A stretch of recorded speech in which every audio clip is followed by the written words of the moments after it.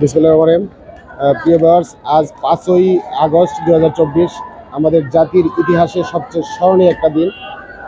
স্মরণীয় দিনে ইতিমধ্যে আপনারা শুনেছেন যে প্রধানমন্ত্রী পদত্যাগ করেছেন এবং পদত্যাগ করে দেশ ছেড়েছেন, দেশ ছেড়ে পালিয়েছেন।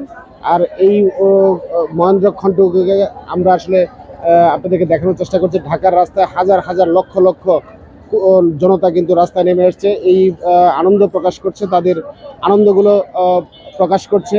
তারা যে স্বৈরাচার এবং জুলুম নির্যাতনের হাত থেকে মুক্তি পেয়েছে, তাদের কথা বলার অধিকার ছিল না, বাক স্বাধীনতা ছিল না, সেই স্বাধীনতা তারা ফিরে পেয়েছে। মানুষের ভিতর পঞ্জীভূত যে ক্ষোভটুকু ছিল এই স্বৈরাচার শাসকের বিরুদ্ধে, মানুষ আসলে কয়েকটা নির্বাচন, অবৈধ নির্বাচন হয়েছে, সেই নির্বাচনের ফলে কিন্তু তারা ভোট দিতে পারে নাই।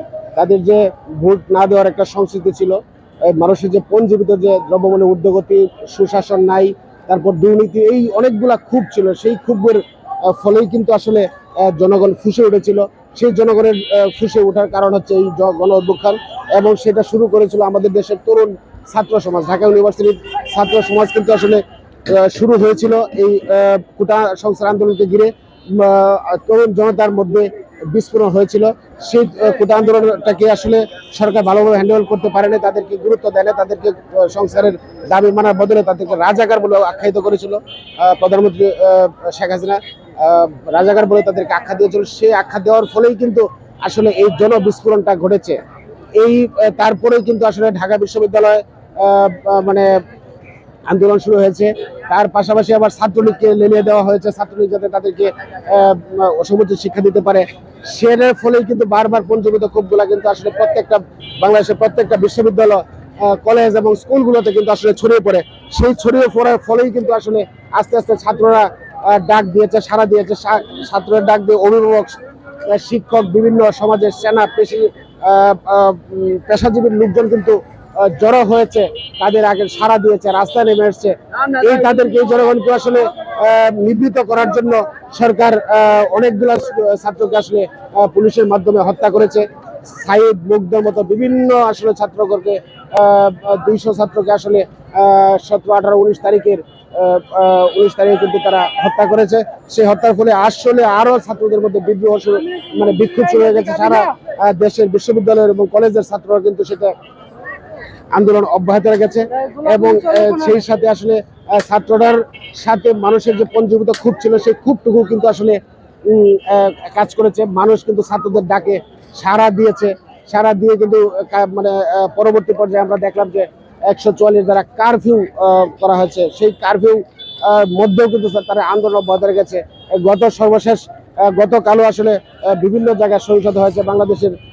গতকালও প্রায় আমরা দেখলাম যে 100-র উপরে মানুষ আসলে বিভিন্ন জায়গায় নিহত হয়েছে, বিভিন্ন পুলিশ পড়েছে, পুলিশরাও কিন্তু আসলে পিছুটান দিয়েছে। সামরিক বাহিনী বলছে যে তারাও আস্তে আস্তে পিছুটান দিয়েছে।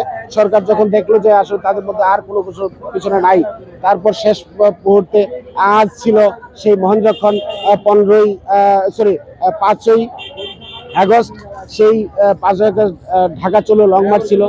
এই লং মার্চের মানুষ বিভিন্ন জায়গায় আজকে কারফিউ ছিল। সেই কারফিউর মধ্যে কিন্তু মানুষ কারফিউ ভেঙে ঢাকার রাস্তায় জড়ো হয়েছে। জড়ো হওয়ার ফলে কিন্তু আসলে প্রধানমন্ত্রী পদত্যাগ করতে, গণ অভ্যুত্থান শুরু হয়েছে, গণ অভ্যুত্থানের মধ্যে পদত্যাগ করতে বাধ্য হয়েছেন। আজ আমরা জানতে পেরেছি 2:30টার দিকে রাষ্ট্রপতির কাছে পদত্যাগ জমা দিয়ে প্রধানমন্ত্রী হেলিকপ্টার করে কিন্তু আসলে দেশত্যাগ করেছেন। আমরা শুনতে পাচ্ছি ইন্ডিয়াতে গিয়েছেন, আমরা শুনতে পাচ্ছি ইন্ডিয়াতে প্রধানমন্ত্রী গিয়েছেন। এই জাতির ক্রান্তি লগ্নে আসলে আওয়ামী লীগকে ধ্বংস করে প্রধানমন্ত্রী আসলে দেশ থেকে পদত্যাগ করে দেশ থেকে পালিয়েছেন। এই জাতির মহেন্দ্রক্ষণ, এই মহেন্দ্রক্ষণটুকুকে আমরা ধরে রাখার জন্য আসলে আপনাদেরকে প্রিয় ভাই দেখানোর চেষ্টা করছে যে ঢাকার রাস্তা কি হচ্ছে। সেই বিষয়গুলো আমরা এখন জানতে পারলাম যে আসলে যাতে অন্যরা যারা আছে পালাতে না পারেন, প্রধানমন্ত্রী কিন্তু এয়ারপোর্ট কিন্তু আসলে বন্ধ করে দিয়েছে। এয়ারপোর্ট বন্ধ হয়েছে যাতে কোনো বিমান আমাদের এই দুর্নীতিবাজদের আসলে বাংলাদেশ থেকে পালাতে না পারে, সেই ব্যবস্থা কিন্তু করছে।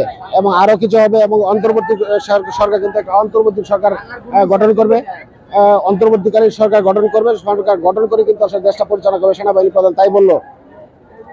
জি, ধন্যবাদ সবাইকে।